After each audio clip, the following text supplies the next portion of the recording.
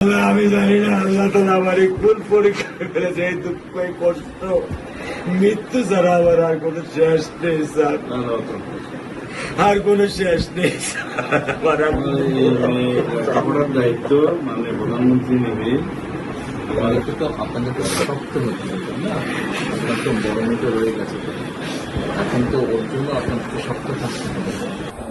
আমিও কোনো সন্তান, উনিও কোনো সন্তান, আগে আমরা জানি সন্তানের কষ্টটা আমরা একটা ছবি ছিল স্যার কিছু বলে দিলেন না, শুধু আপনি মেয়ের বাবা, আপনিও স্যার একদম মেয়ের বাবা। শুধু একটা আমি দৃশ্য আপনাকে স্যার দেখাবো। আর কিছু দেখাবো না স্যার, আমি দেখবো না স্যার, স্যার আমি দেখবো না স্যার, এটা নিয়ে আমি সারা জীবন স্যার আমি কি করে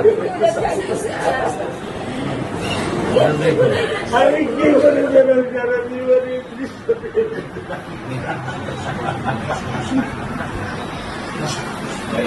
আমার এই দৃশ্য আমি কি দিয়ে পূরণ করবো? আমার মেয়ে শুক্রবারে নামাজ যেতে মসজিদে নামাজ পড়ে, আমি 3 ওয়াক্ত নামাজ বাসায় পড়ি স্যার, কারণ ও আমার সাথে নামাজ পড়তে পছন্দ করে। 2 ওয়াক্ত নামাজ আমি ওকে নিয়ে স্যার আমার বাসায় পড়ি স্যার। আল্লাহ আমি জানি না আল্লাহ তাআলা আমার কোন পরীক্ষা ফেলেছে। এই দুঃখ, এই কষ্ট, মৃত্যু ছাড়া আমার আর কোন শেষ নেই স্যার, আর কোন শেষ নেই স্যার। আপনার দায়িত্ব মানে প্রধানমন্ত্রী নেবে, আমাদেরকে তো আপনাদের তো শক্ত হতে হবে না, আপনার তো বড় মেয়েটা রয়ে গেছে, এখন তো ওর জন্য আপনাদেরকে শক্ত থাকতে হবে। স্যার সত্য কথা, আমি যখন ওকে ভ্যানে পাঠাই আমি খুব বল পাই। আমি কালকেও বলে দিছি যে আমি আর ভ্যানে দিব না, তুমি প্রতিদিন ওকে রিস্কায় নিয়ে যাবা, রিস্কায় করে নিয়ে আসবা। আমি ক্লান্ত স্যার, 10 বছর বয়স থেকে স্যার অবহেলা পেতে পেতে পেতে পেতে স্যার আমি আর নিতে পারতেছি না স্যার। আল্লাহ আমার ভাগ্যে দিচ্ছে, আমি কি করছি, কি করছি? ব্যবস্থা মানে বলেছেন মেয়ে লেখাপড়া করে ধৈর্য ধরো, ইনশাল্লাহ বিচার তুমি খুব সম্পৃক্ত আছেন, কারণ এছাড়া বেশি বলতে পারবো না, কারণ আদালতের বিষয় তো। আমরা চার্জশিট দেবো ইনশাল্লাহ এই 24 ঘন্টার মধ্যে। আমি সত্য কথা বলি, আমার 55 বছর বয়সে আমি এত দ্রুত, এত সুন্দর, এত সুচারুভাবে আমি কখনো দেখিনি।